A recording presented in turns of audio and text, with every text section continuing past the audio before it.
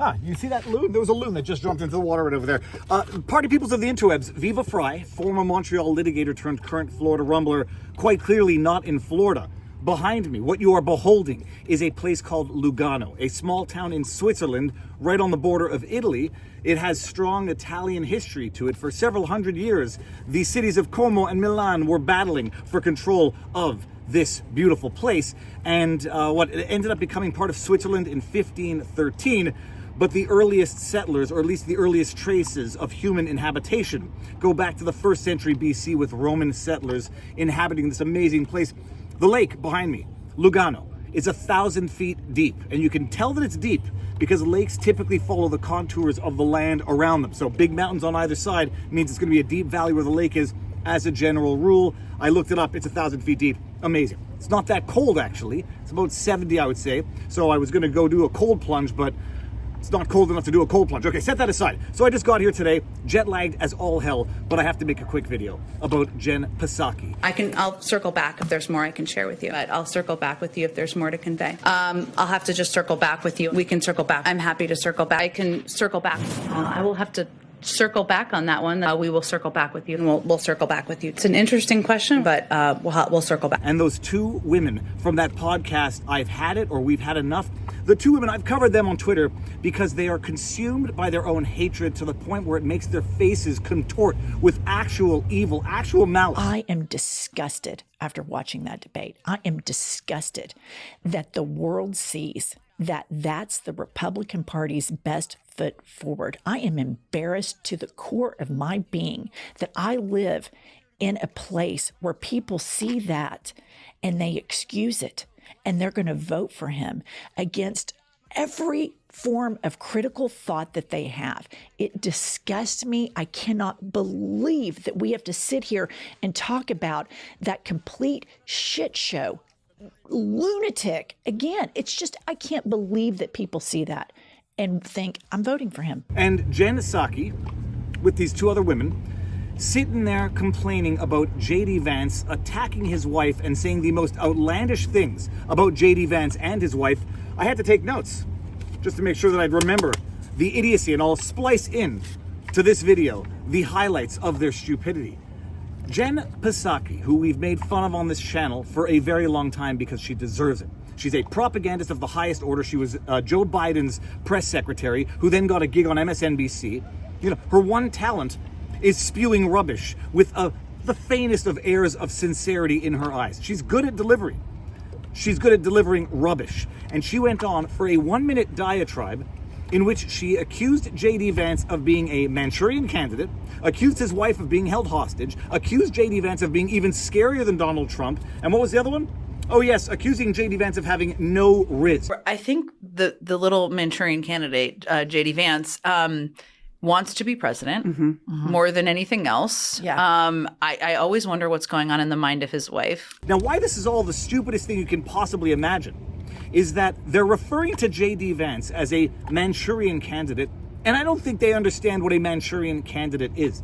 Typically speaking, a Manchurian candidate is someone who's serving foreign interests either willingly, wittingly, or unwittingly. And then the question would be, what foreign interests is J.D. Vance advancing?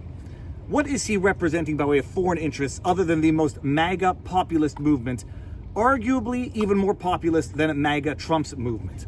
J.D. Vance, a man who grew up in what they call flyover America, came from a family that battled drug addiction, saw the ravages of war on his population, on his environment, saw the ravages of failed economic policy. There could be no one more populist than J.D. Vance to carry the torch after Trump's second term. And it's amazing seeing people melt down already at the idea of J.D. Vance. And he's young, says Jen Psaki, but she calls him a Manchurian candidate, which is just the most insane Russiagate 3.0 dishonest lie rubbish imaginable. Then they go in to attack his wife. I always wonder what's going on in the mind of his wife. Like, Are you okay? Please blink 4 times. Yes. We'll come over here. We'll save you. To say that she might be held hostage in some sense. If you want to get out, just blink 4 times. And I've got to say, there are few things more evil than trying to interfere with the marriage of another person. You know, and Democrats do this all the time. It's not an accident. It's almost a modus operandi. They try to get involved in breaking up families, in turning children against their parents, and turning spouses against each other. And so they come in here, pontificate, hypothesize that J.D. Vance's wife is somehow in an abusive relationship, being held hostage by her husband. They want to try to break up what is a happy, successful marriage of a happy, successful couple, because that's all Democrats can do. Get in there, break up families, turn families against each other, make snitches out of neighbors, and they're trying to do it with J.D. Vance's wife. And that he's willing to do anything to get there. And that your whole iteration you just outlined, I mean, he's scarier in certain ways. He's smarter. In some ways. And he's young. Yeah. And ambitious. And ambitious. But the idea that J.D. Vance is somehow scarier in a way than Donald Trump. I said this back in the day. There will never be anyone who comes after Trump who's not going to be worse than Donald Trump. When DeSantis looked like he was going to succeed, or at least looked like he was gaining traction, and DeSantis looked like he was going to, give Trump a run for his money. Well, the media already started running with DeSantis is more dangerous than Trump. And now you got J.D. Vance, a man who listens to the population, listens to the people, who is, I don't think he's any more or less dangerous than Trump, because I don't think Trump is dangerous. They come out and say now he's even scarier in a way than the man who they tried to bankrupt, jail, and assassinate. What do you think the dog whistle that they're sounding is going to be heard like by the lunatics who follow these three awful people? Yeah, he's even scarier than Donald Trump, and the one after JD is going to be scarier than JD, and the one after him is going to be scarier than the one before, because that's all that they do. Everyone is the demon, not because they're the demon, but because they demonize them. Scarier, my butt. And then no Riz? Now, what's also true, though, is J.D. Vance is not, he's in some ways goodish on paper, if you like what he believes in. I don't know. But I don't know that he can take the whole movement with him. No way. I don't think so either. There's no Riz. It's got no Riz, right? None. And he just is a little odd. They actually say this, no Riz. You have to have a kid to know what Riz means. It's short for charisma. Mr. Beast, Riz, Mr. Beast, yes, Riz. Посмотри вниз, там Mr. Beast, каратист. J.D. Vance has no charisma. I mean, you have to be an idiot to think that.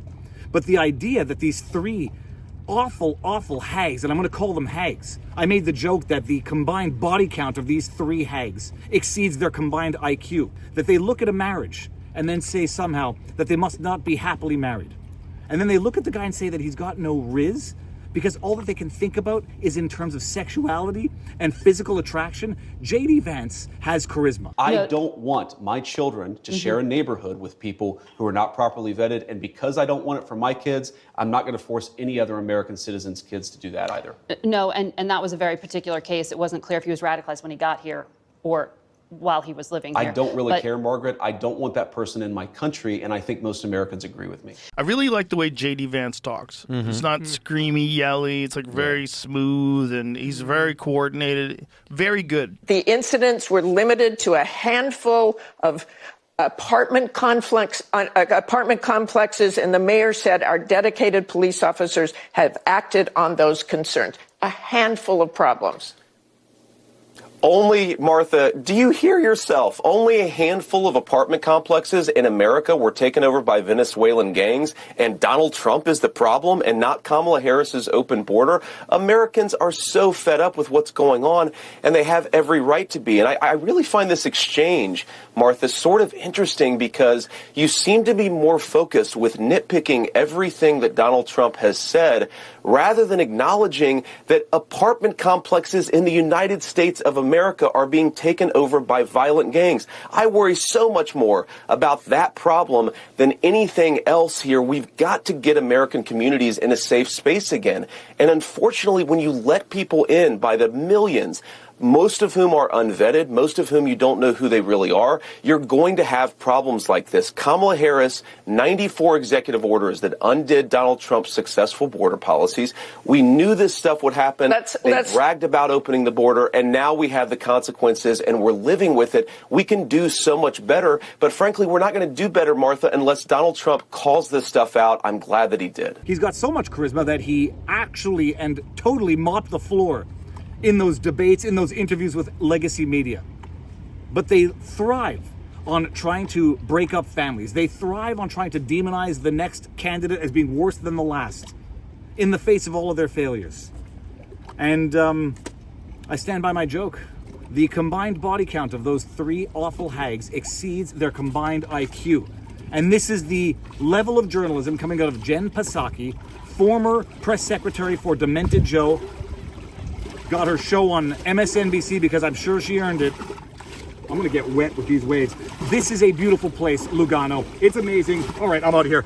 If you like what I do, you know what to do. Like, share, subscribe, and I will try to do my streams while I'm here, but the time zone is a little bit different and the schedule is gonna be busy. But check it, behold, it's beautiful. Lugano. Now, you know what? I'm gonna show you all around while we're out of here. Check that out. Look at that. That was a loud noise that we just heard. I'm gonna have to get on that boat.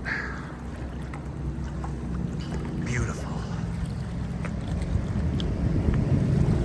The hills are alive.